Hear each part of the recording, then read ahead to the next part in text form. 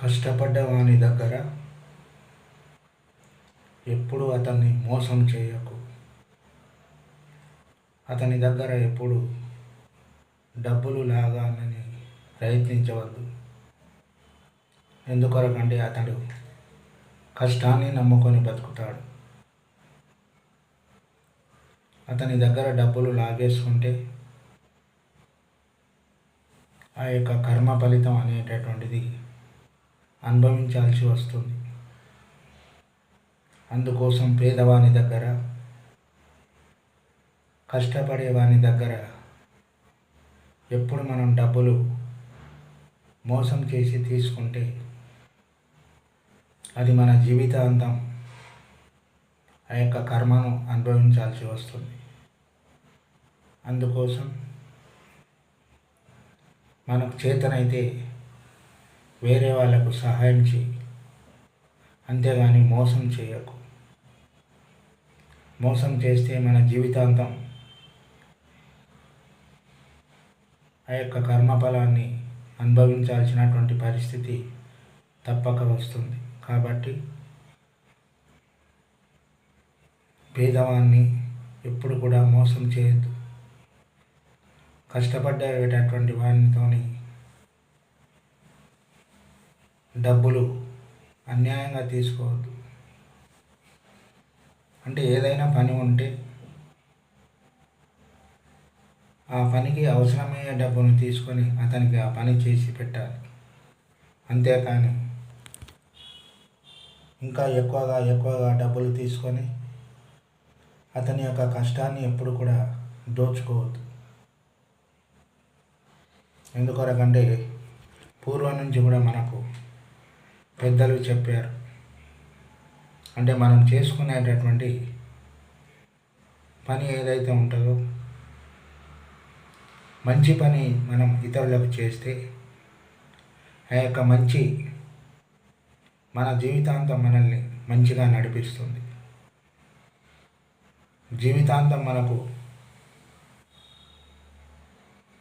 ఎలాంటి కష్టాలు లేకుండా, ఇబ్బందులు లేకుండా మంచివారు ఆశీర్వదిస్తే అది ఎప్పటికీ మనకు మంచిగానే ఉంటుంది. అంతేకాని వేరే వాళ్ళను మోసం చేసి, వేరే వాళ్ళను అన్యాయం చేసి సంపాదించుకున్న డబ్బు ఎప్పుడు కలకాలం ఉండదు. అంటే అప్పటికప్పుడు మనం వేరే వాళ్ళని మోసం చేసి సంపాదించుకోవచ్చు, కానీ ఆ సంపాదించినటువంటి సంపాదన అంటే ఏదో ఒక రూపంలో వెళ్ళిపోతుంది, మన దగ్గర ఉండదు. అంటే ఏ రోగాలు వచ్చో, జబ్బులు వచ్చో, అదేవిధంగా ఏ దొంగలో దోసుకొని పోతారు. అంటే అలాంటి డబ్బును మనం సంపాదించుకున్న ఒకటే, సంపాదించిన ఒకటే. అటువంటిది మనకు వద్దు. న్యాయంగా 10 రూపాయలు సంపాదించుకున్నా, అదేవిధంగా ఆ యొక్క డబ్బు అనేటటువంటిది మనకు మంచిగా ఉపయోగపడుతుంది. ఎలాంటి జబ్బులు రాకుండా, అదేవిధంగా మనం న్యాయంగా సంపాదించుకున్నాం కాబట్టి ఆ యొక్క సంపాదన మంచి కొరకే మనకు ఉపయోగపడటం జరుగుతుంది. అందుకే ఇతరులకు ఎప్పుడు కూడా అన్యాయం చేయవద్దు. ఇతరులను ఎప్పుడు కూడా దూషించరాదు. అంటే వేరే వాళ్ళ గురించి ఎప్పుడు ఏదో ఒకటి మాట్లాడుతూ ఉంటారు కొంతమంది. వేరే వాళ్ళ యొక్క కష్టాలను చూసి సంతోషపడతారు కొంతమంది. వేరే వాళ్ళను అవమానపరుస్తూ మాట్లాడుతుంటారు చాలామంది. కానీ అది ఎంతవరకు సమంజసం కాదు. అంటే భగవంతుడు అనేటటువంటి వాడు అన్నిటినీ చూస్తుంటాడు. మనం అనుకుంటాం అంటే మనం చేసేటటువంటిదే నిజం, అదేవిధంగా మనం చేసేటటువంటిదే అంతా కరెక్ట్ అనుకుంటాం, కానీ అది చాలా పొరపాటు. ఏ పని చేసినా కూడా వేరే వాళ్ళను బాధ పెట్టకుండా ఉండాలి. ఇతరులను బాధపడుతూ ఉంటే సంతోషపడతారు, కానీ అది చాలా పొరపాటు. అంటే వేరే వాళ్ళకు బాధ కలిగినప్పుడు మనం ఆ విధంగా చేస్తే ఆ యొక్క బాధ అనేటటువంటిది మనకు కూడా కలుగుతుంది. కలిగినప్పుడు మరి వేరే వాళ్ళు కూడా మనల్ని చూసి అదే విధమైనటువంటి భావనతో ఉంటారు. అంటే మన బాధ కలిగినప్పుడు వీడు సంతోషపడిండు, మరి వీరికి బాధ కలిగినప్పుడు మనమెందుకు బాధపడాలి అని అనుకుంటారు. అంటే ప్రతి ఒక్కటి మనం నేర్పేది. మనం మంచి పద్ధతిలో మంచి మార్గంలో పయనిస్తే ఎవరికైనా ఆపద కలిగినప్పుడు మనం ఏమి పెట్టకున్నా మంచి మాటలతో వాళ్ళతో మాట్లాడితే వాళ్ళకి ఎంతో కొండంత ధైర్యం, మాటనే ఎంతో ధైర్యాన్ని ఇస్తుంది. ఆ యొక్క మాటల వల్లనే ప్రేమానురాగాలు పెరుగుతాయి, ప్రేమ ఆప్యాయతలు పెరుగుతాయి. కానీ బాధ కలిగినటువంటి వారిని, ఆపదలో ఉన్నటువంటి వారి దగ్గరికి వెళ్ళి ఇంకా బాధ పెట్టేటటువంటి మాటలు మాట్లాడుతూ సంతోషపడేటటువంటి వాళ్ళు ఈ యొక్క సమాజంలో ఇప్పటికీ ఉన్నారు. కానీ అది చాలా పొరపాటు. బాధ కలిగినటువంటి వారిని ఓదారుస్తూ మాట్లాడాలి. ఆపదలో ఉన్నటువంటి వారిని ఆ యొక్క ఆపదలు మర్చిపోయేటట్లు చేయాలి. అతన్ని ఏ విధంగానైనా కూడా సంతోషంగా ఉండేటట్లు చేయాలి. అంతేగాని ఇప్పుడున్నటువంటి సమాజంలో ఇప్పుడు ఉండేటటువంటి మనుషులు చాలా రకరకాలుగా ఉంటున్నారు. అంటే వాడు ఇంకా బాధపడితే ఇంకా సంతోషపడే వాళ్ళే ఉన్నారు. కానీ అది చాలా తప్పు. అంటే మనల్ని మనమే నేర్పుకుంటున్నట్టు అవుతుంది.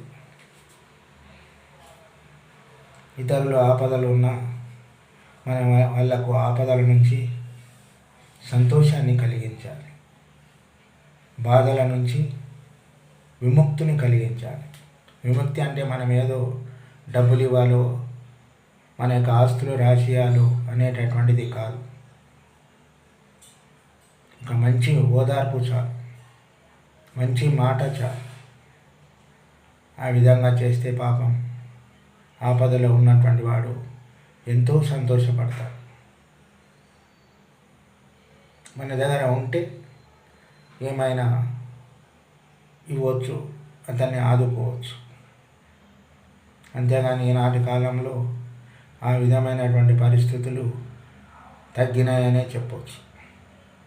మన పెద్దవాళ్ళు ఉన్నప్పుడు ఎవరికైనా ఆపద వస్తే ఇంటి పక్కలటువంటి వాళ్లకు రాత్రి పగలు అక్కడ కూర్చొని వాళ్లకు ధైర్యం చెప్పేటటువంటి వాళ్ళు. ఎవరైనా అకస్మాత్తుగా చనిపోయినా కూడా వాళ్ళ ఇంటి దగ్గరికి వెళ్ళి వాళ్ళతో పాటు ఉండి ఎంతో ధైర్యాన్ని ఇచ్చేటటువంటి వాళ్ళు. అంటే మన వాళ్ళే అదైనట్టు భావించేటటువంటి వాళ్ళు ఆ కాలంలో. ఊరంతా కూడా అక్కడికి వెళ్ళేటటువంటిది. ఎంతో ఓదార్చేటటువంటి వాళ్ళు, ఎంతో ధైర్యాన్ని ఇచ్చేటటువంటి వాళ్ళు. కానీ ఈనాటి కాలంలో అటువంటివి ఏమీ లేకుండా అయిపోయాయి. ఎవరికి వాళ్ళే యమునా తీరు. అంటే ఎవరికి నాకైతే ఏమైతే నాకెందుకు,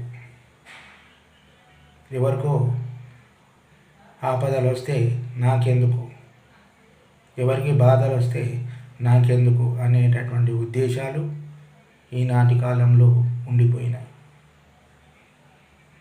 కానీ అది చాలా పొరపాటని చెప్పుకోవచ్చు. ఎందుకోసమంటే వాళ్ళకు కలిగిన ఆపద మనకైనా ఎప్పుడైనా రావచ్చు, ఎప్పుడైనా మనం కూడా బాధపడతాం. మళ్ళీ అలాంటి సమయాల్లో మనల్ని ఓదార్చేటటువంటి వాళ్ళు ఎవరుంటారు? మనకు ఇతరులకు మంచి చేస్తే మనకు మంచి చేయడానికి ఎవరైనా ముందుకు వస్తారు. అంతేగాని మనం వేరే వాళ్ళని పలకరియొద్దు, మనం వేరే వాళ్ళ దగ్గరికి వెళ్ళొద్దు అని మనం మడిగట్టుకొని కూర్చుంటే మనకు ఆపద వచ్చినాడు ఎవరు కూడా ముందుకు రారు. అందుకోసం మనం అందరినీ మంచిగా పలకరించాలి. అదేవిధంగా అందరితో మనం మంచిగా ఉండాలి.